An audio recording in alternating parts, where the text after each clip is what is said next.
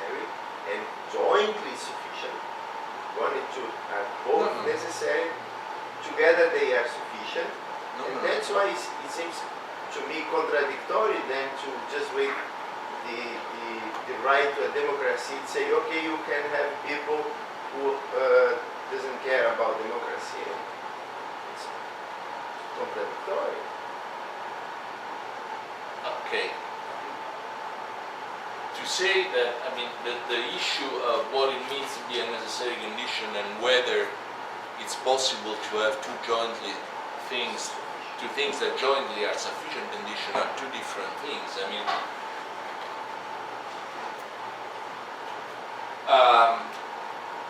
I think we agree on the fact that if there are two things that are jointly sufficient for certain things, we have still said nothing about whether these conditions are necessary or not.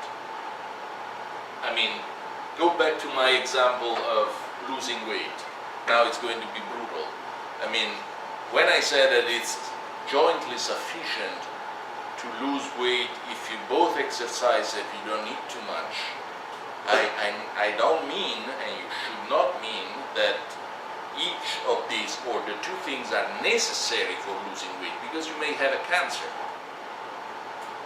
You lose weight neither because you exercise nor because you don't eat more than what you should, but simply because you're sick.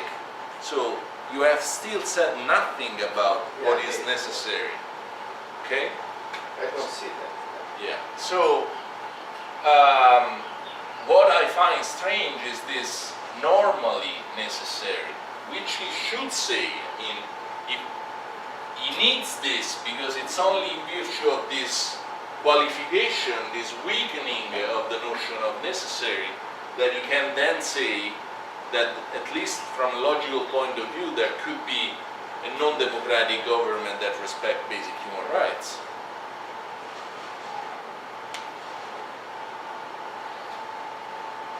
Yeah? May I make a question regarding this same point? I think that democracy is not only sufficient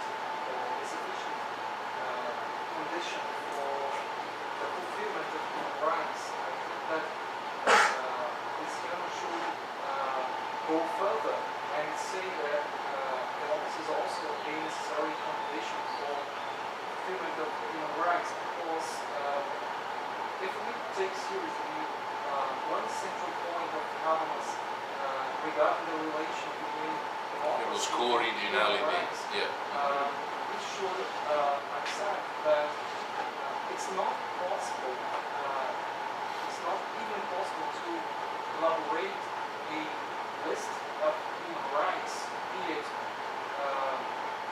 a list embodied in the international treaty or one embodied in a national constitution without democracy. Right.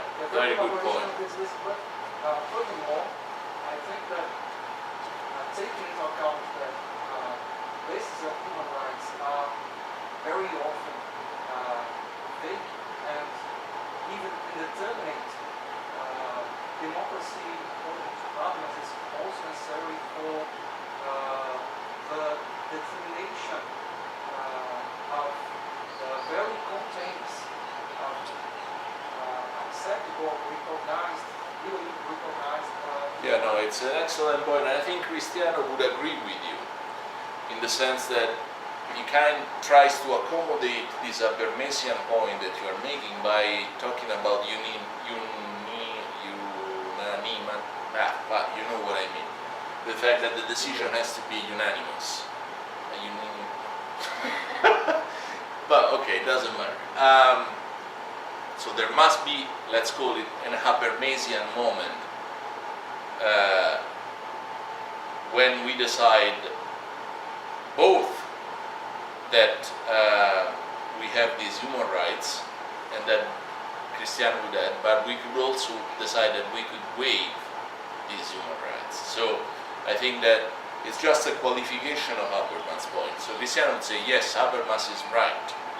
In fact, human rights and democracies are co-original. It's not that democracy is derived from human rights, it's not that human rights are derived from democracy, they are at the same logical level. Okay, you can't have one without having the other.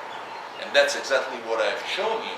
That's why, unlike Cohen, I say that there is a human right to democracy.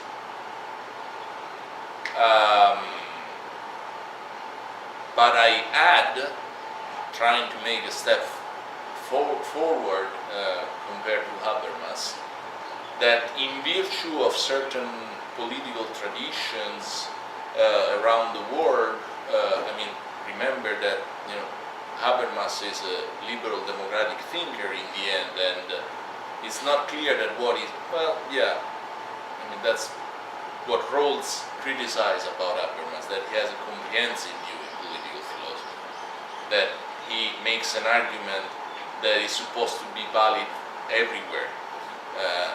It's a kind of metaphysical argument in a sense. But okay, let's leave that aside.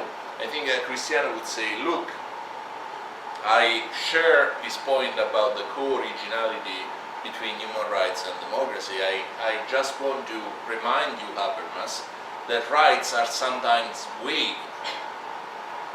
Sometimes you can waive your right. And so why not thinking that you can also waive your right to democracy? And at that point, the two things would still be co-original, but a certain political community may, in a unanimous way, decide to waive each citizen's right to democracy and therefore legitimately side in favor of a non-democratic form of government. I would dare to disagree with you now. There. I think that you break with Habermas' thesis of originality between human rights and democracy.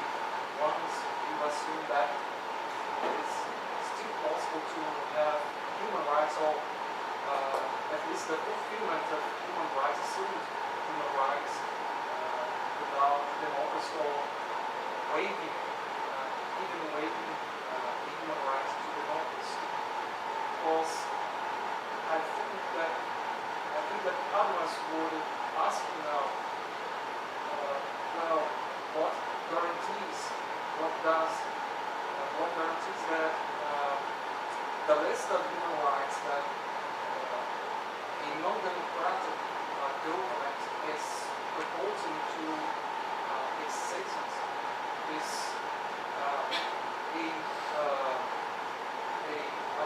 an acceptable interpretation of dignity and human rights, or of autonomy. What guarantees that this government is really presenting a truthful and faithful interpretation of citizens' assumptions regarding their dignity and autonomy?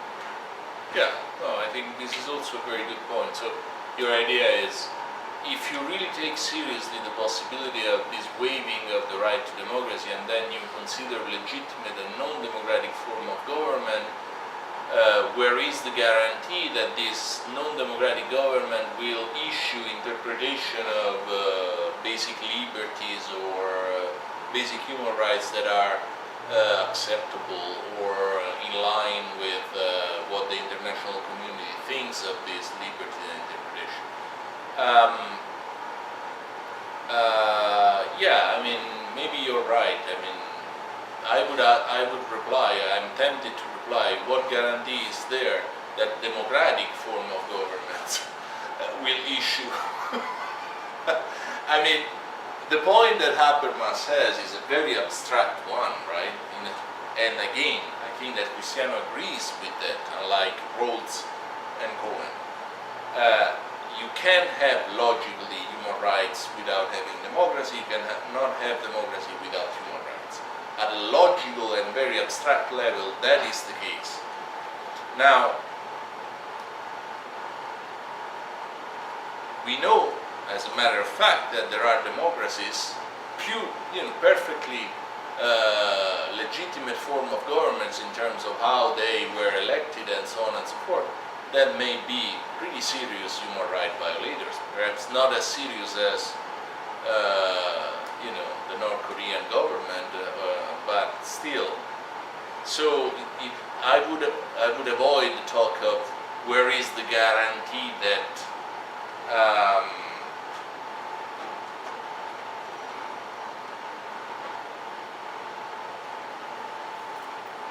so I guess I'm suggesting you want to keep this upper Messian point where it belongs, which is in the heavens of philosophical abstraction.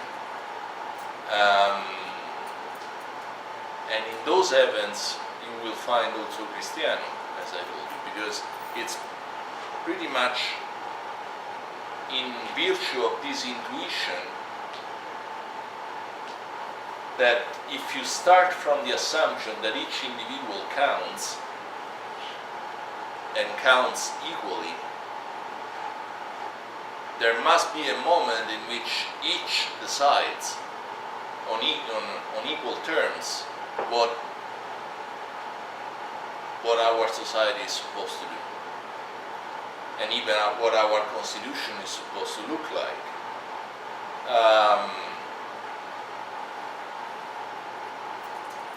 But I think this is still compatible with the idea, which is not empirically possible but logically consistent, that this community waives its right to a non-democratic form of government, perhaps selected on the basis of merit as opposed to consensus. I mean, why should consensus be the thing that determines the ones who rule us? Why don't we, decide on the basis of merit? Merit not just, as I told you before, not just in terms of intellectual skills, but also in terms of your moral record. Have you been a decent person? Have you ever stolen?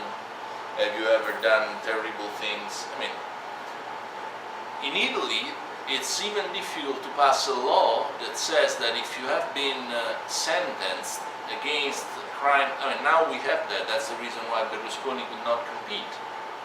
If you are a criminal recognized after the third degree of judgment, you cannot enter the fucking parliament. I mean, it took 50 years, 70 years to introduce this simple law. If you are sentenced and you are a criminal, you cannot be a representative of the state. I mean, it looks straightforward, but and Italy is a democratic country. So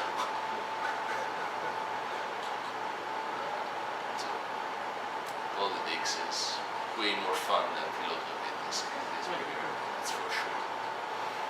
Maybe you could also consider Switzerland before the women's right to vote. Right. Not to mention the fact that democracy. Yeah. Right. I mean, democracy comes in very different forms.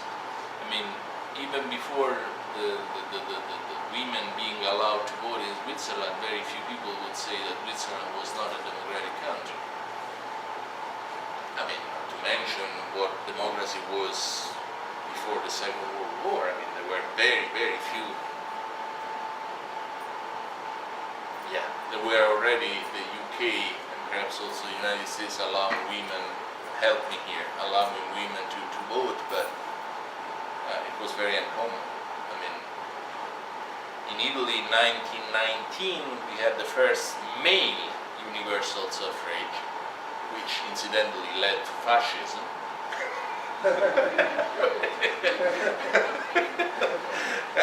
Because it was really the fear of the working class voting that ultimately generated fascism. So the reaction of the bourgeoisie that so famous red years from 1919 to 1921. In 1922 there was the March on Rome. So I don't know why I'm saying that. yeah, I mean, democracies comes in very different forms. But of course, what Habermas means is that only, universal suffrage and no discrimination among all citizens could be compatible with human rights. I agree with that, I know. And I have not much to add to it, except the fact that I told you that Cristiano would be sharing this Habermasian point, unlike Cohen and Rawls. Why? Because Rawls does not start from nowhere. He is not a philosopher who wants to tell you what justice is for everybody. A little bit like Habermas does, because in this he's a Kantian Habermas.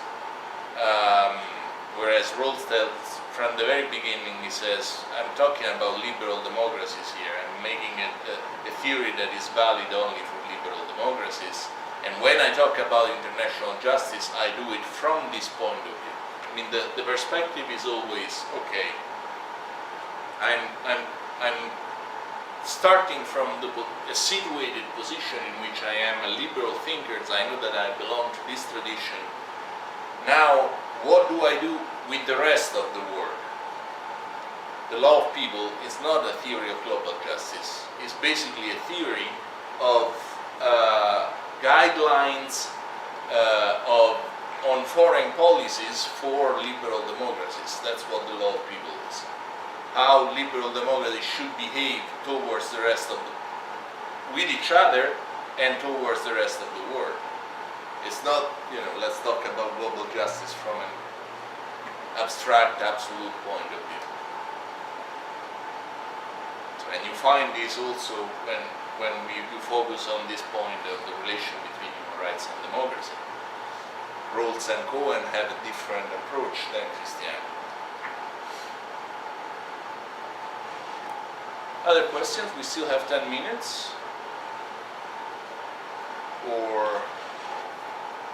Okay, tomorrow we will be doing things way less abstract than what we have done so far, but I took the opportunity to do a little bit of abstract things because I usually, as I told you, have political science students, and I have to considerably lower the level of sophistication, or at least of philosophical abstraction. So I exploited you.